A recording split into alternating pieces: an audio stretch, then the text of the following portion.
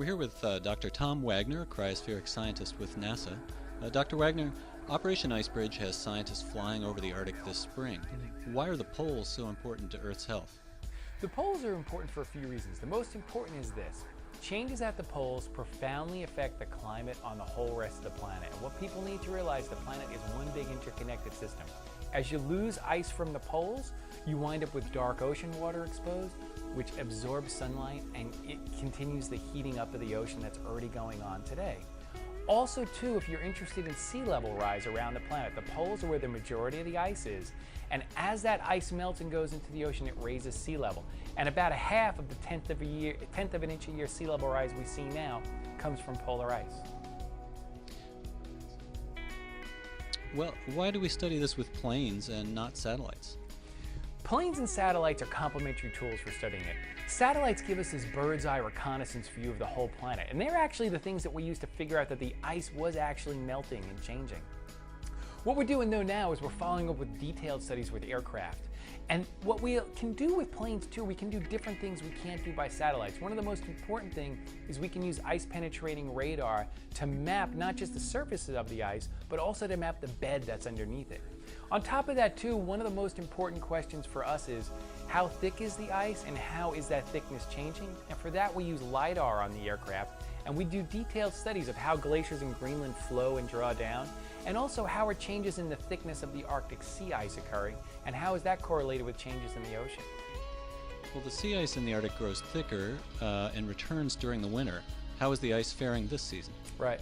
Well, what happens is every year the ice grows out to about maybe 2 times the size of the continental US. It used to be that that ice would melt back every year to about the size of the continental US. Now it's melting back to less than half the size of the US.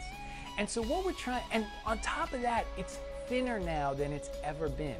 And this year it looks like we're heading towards another one of those record lows. But what's important is this. We need to understand how that ice is connected to the ocean and the atmosphere so we can do better projections on it. And what we do with IceBridge is we do the detailed work that will allow us to do that. IceBridge isn't just looking at sea ice, but glaciers too. Why are they important to study? Glaciers, which is ice that is up on land, are really important for us to study because as that ice melts or it flows into the sea, it raises sea level directly. There are places in Greenland where the glaciers flow at up to 100 feet per day, right? They're already contributing to sea level rise. What we're worried about is that those glaciers could speed up in a warming world. And so what we're doing is we're going out and mapping them with every tool that we can to get a better handle on these processes. Each successive IceBridge campaign is broadened in scope. What's new this year? We're doing a couple of new things this year. First thing is we're going to a bunch of important glaciers and ice caps in northern Canada. Those are also really important contributors to sea level rise, and they appear to be undergoing really rapid change right now. We're losing a lot of ice from them.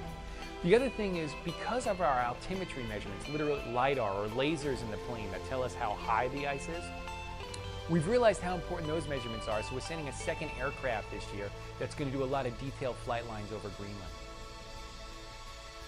Where can I go to learn more about Operation IceBridge and Earth's poles? The best place to go look is go to nasa.gov/icebridge.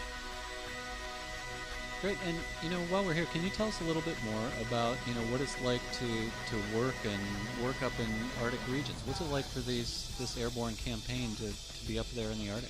Yeah, well, first thing, there's a lot of long hours because what you do is you get up really, really early in the morning and you report to the hangar and you try to see if the weather is safe enough for you to fly that day.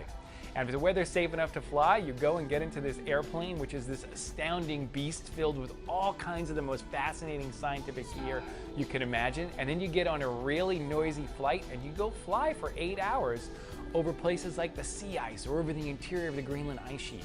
You see some fantastic sights. Over the sea ice, if you're lucky, you're gonna see big cracks and things moving around. Maybe you'll get really lucky and see some wildlife, see some seals or, things like whales and polar bears. If you're flying over Greenland, you're gonna see these coastal areas where you've got these rivers of ice meeting the ocean, and you're gonna see rock that's some of the oldest rocks on planet Earth, billions of years old. And it's a lot of hard work, but for the scientists who do it, we really enjoy it. Thanks, Dr. Wagner, and good luck with this year's mission. Thank you.